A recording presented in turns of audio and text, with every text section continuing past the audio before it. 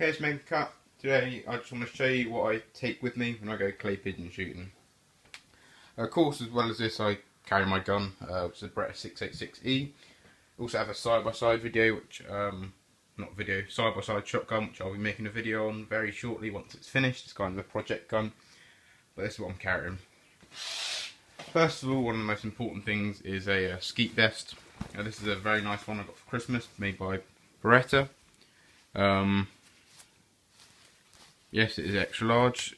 If you get a Beretta skeet jacket, you need to get about 3 sizes too big. The medium one was skin tight. I'm normally a medium. So for some reason these Italian made things are very, very small.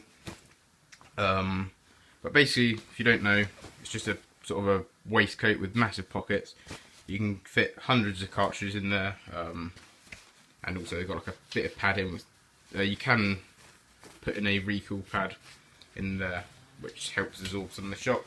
But very, very handy bit of kit. Makes it much easier, especially when you're doing things like flushes where you need to reload quickly. Probably the most important thing would be a first aid kit. I normally take a rucksack as well with me. I'm going to go shooting with some drinks and stuff in. In a jumper or whatever. So this goes in there. Sort of things to keep in there. Just sort of emergency things. Lots of gauze, combat shears, they're the Maritac ones. Disposable gloves, ibuprofen, that sort of thing. There's tourniquets in there. Israeli bandages. Just very, very important to have that. Of course, it's very unlikely you would injure yourself if you practice proper range safety. But in the unlikely event, I would like to have something that I know where it is, immediately adaptive, run back to the clubhouse or wherever. I can just bend over and I've got something there that I know exactly where all the stuff is. This is something which I haven't actually used yet. This is a clay pigeon flinger. It's called the Easy Throw. Basically just something, there's automatic traps everywhere you go, but this is kind of cool. If you find, there's normally loads of unbroken clays on the floor, so you can reuse some of those with this. And it's just like you just swing it and it supposedly fires the clay for you to shoot. So that was only a tenner, so I thought it was quite cool. Gun case or slip, very, very important. Protect your gun, when you're transporting it. Basically nice padded, thick padded case. This was from Scats, it's a Napier one, very nice quality. I might actually need to get a second one of those for my other gun. So there's that. And then probably the most important thing, I say everything's the most important thing, one of the most useful things I guess is my toolbox. This is a Plano field case. You can get them on Amazon. They're about £20 to £30 I think. I keep just a luggage lock on the side just for keeping things out, keeping people out if you left it somewhere. So on the top here is a Leatherman sticker. The glare's a bit weird, but it is a Leatherman sticker. And in there I'll just keep earplugs. These are really nice ones. These are Auritech ones. These are Auritech shoots, and these are basically little silicone, they're not silicone, they're silicone free, but they're kind of like a little rubbery earplug. They've got a filter in the inside. Don't know if you can see in there, there's a little white tube, and basically it allows you to hear people. Normally when you put earplugs in, you can't hear people talking that well. These you can hear people talking just fine. They sound a little bit strange, but you can, it blocks the gunshot noises out as well, which is really good. Just some spare earplugs for in case I lose them, which would be a shame because these are about £20 a pair. So I wouldn't like to lose them, but if I left them in my jeans pocket or whatever, I left them at home. I've got some spare ones there. A couple of razor blades, good for all sorts really. Leatherman rebar, really handy for setting up traps.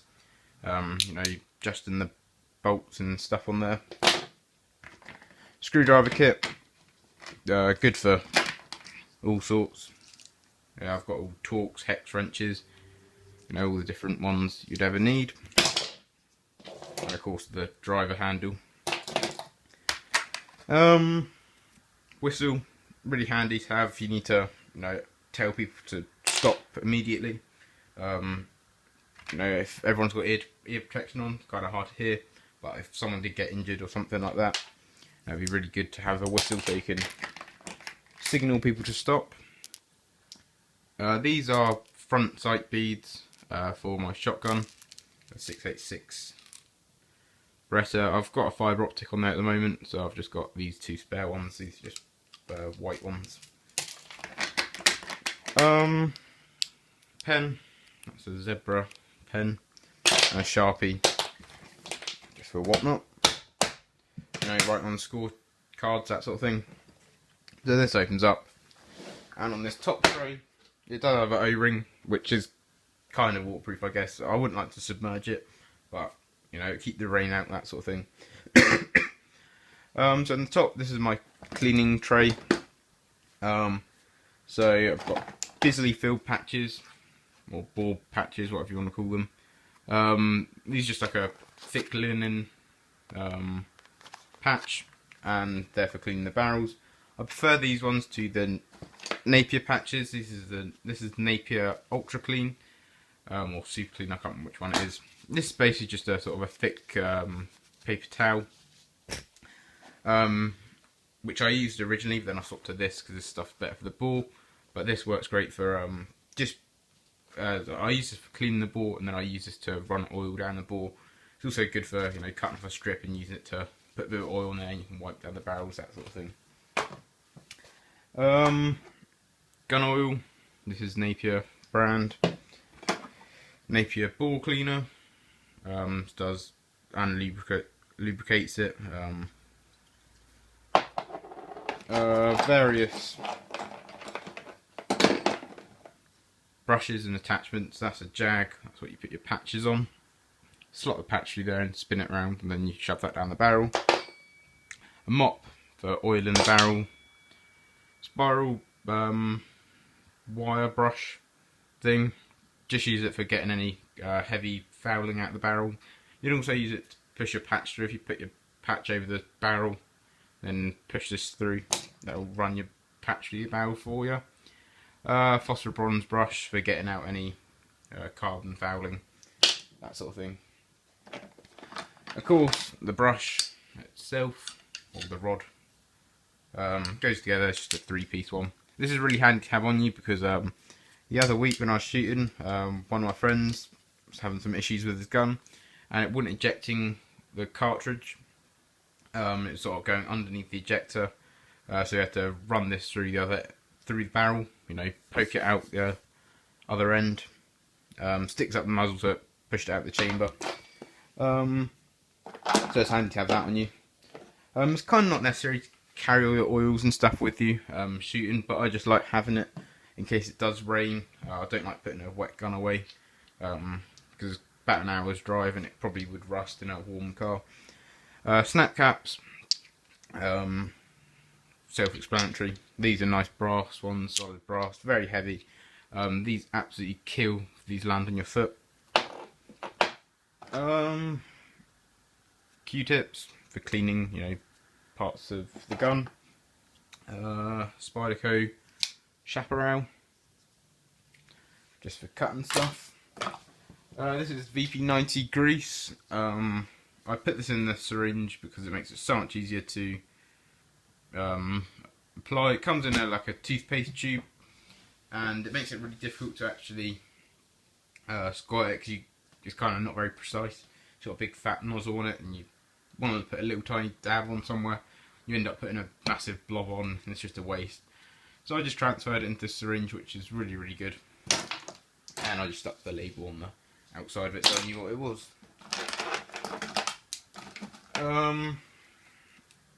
Here you've got some different sticks. Basically I just got some skewers and cut them down on the bandsaw. So there's the pointy ones and there's the straight ones, and these are great for just cleaning underneath the rib. If you need to get under the where the ventilated rib is. It's a little tiny slot. It's really hard to get in there to clean it, so I normally whittle one of these down to make a little thin little wedge. Then I wrap a patch around it and use that to do that, to slide the patch under the rib. And the spiked ones again, just for scraping out little bits of gunk and crap that get in the gun. Ball light, nothing too bright, but I prefer these to a normal light, because if it's too bright you can't see down the barrel because of all the reflections. But this, you just sort of hook it down the side of the barrel like that and you can still see, whereas if you have got like a big light like this, your hand gets in the way. So it's really good for inspecting the bore after you've cleaned it, or if you think you may have damaged it or whatever, just handy to have. These are just bits of Starbucks card that I cut up, and again similar thing to the skewers. You can wrap a patch around it. You just take a piece of patch like this, fold it over like that, and that allows you to get into the rib, underneath the rib, to clean the gun cap that gets in there.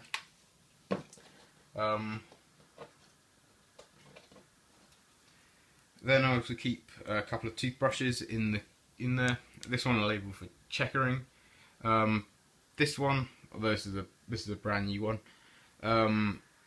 will be for getting greasy and gunky, and this will get all black and scummy where I'm using it to clean, around the ejectors, that sort of thing. And this one I keep clean just for checkering, to brush out the crap that gets in the checkering. This is a lift out tray, so you can, if I need to get to the bottom stuff, just lift that out, and that gives me all my cleaning stuff separate to the rest of the case. So in the case, got some paper towels, just for drying off the gun if the gun gets wet or whatever, wiping your hands off. Also have a microfiber cloth. I label this one clean, because this is the one that I use for cleaning the stock down, buffing the stock up. So I don't want to be using one that's got all gun oil and carbon fouling to wipe down the stock. So I just label it as clean and keep it in a bag. And then there's normally a scummy microfiber cloth that's all covered in black gunk and stuff I've been using to clean the gun. These are just plastic bags, little tiny ones, just good for putting parts in. If you take apart the gun, particularly on my side-by-side, there's all different screws you've got to remove to get the extractors out. When you take apart the Beretta, take the extractors out, the springs and stuff, you can just put them in here and it's much easier, so you don't lose them. Cartridges. I like to shoot whole compacts, 28 gram 5 wad. A lot of ranges will only let you shoot 5 wad because it's biodegradable. These are 65mm, so they'll fit in any gun. My Berettas can take 3-inch cartridges. My Choppertia side by side can only take 70mm cartridges, so they seem to shoot pretty well. They're fairly soft shooting. They are supersonic, and that's the other good thing about these. They're quite quiet. One of the ranges I shoot at, you're not allowed to. You've got to buy your cartridges there, and the option is complex or subsonic, and subsonic is crap to shoot. So I like using this complex. I can use it there. It's fairly cheap as well. I think this runs about just under a £5 a box. For 25, that's pretty good. And I think if you buy it at the range I just mentioned, where you've got to buy it there, they sell it for £165 for 1,000, which is very, very cheap. So next time I'm there, I'll buy a couple of boxes, a crate of compacts. There's just 3 boxes in there at the moment because that's all that I have left from my last shooting trip.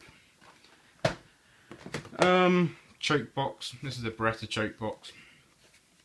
This is so handy to have. Normally these chokes come in little tiny tubes, and it's an absolute faff trying to pop the cap off each of the tubes, find out which choke it is, get the chokes out of the gun, put them back in the tube. You're trying to hold all these different tubes, you're getting them all mixed up. This way I can just have them all there, and I know exactly which one's which. So in the top here I just printed out a little card which I laminated, which just gives me all the ranges for the different all the different chokes. You know, you can see skeet 20 yards for skeet shooting. I can use half for trap or sporting, 30 yards, and that gives the number of notches. You've never seen these before. In the rim, these little notches here signify which choke it is. These are for removing the choke, these big notches. And then it says on the side, IM or whatever, you know, modified, improved modified. This one's improved cylinder or quarter. So it's just really nice. I can keep them in here in order. So I've got cylinder, improved cylinder, half, improved, modified, and full. And then I also have the skeet chokes that are in the gun at the moment. I've got 7 chokes altogether, and then when I put those in, what I do is I just swap them and put them the other way in, like this.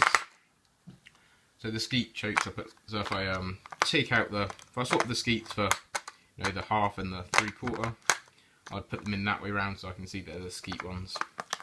And what I did this to modify it is I just put some this foam insulation draft excluder, and that stops them from rattling.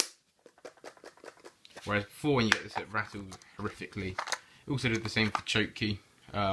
Just put some more padding in there, keep that from rattling. And that's the choke key used for removing the chokes. If you don't know, you just sort of stick it in there like that, and then twist that into the barrel. So that's everything really. Also a silica gel sachet in there. Pretty much everything I take to the range with me. Other thing is eye protection. I normally just wear my sunglasses. I need to get around to buying a good pair of shooting glasses. So yeah. Hope you enjoyed that video. Thanks for watching.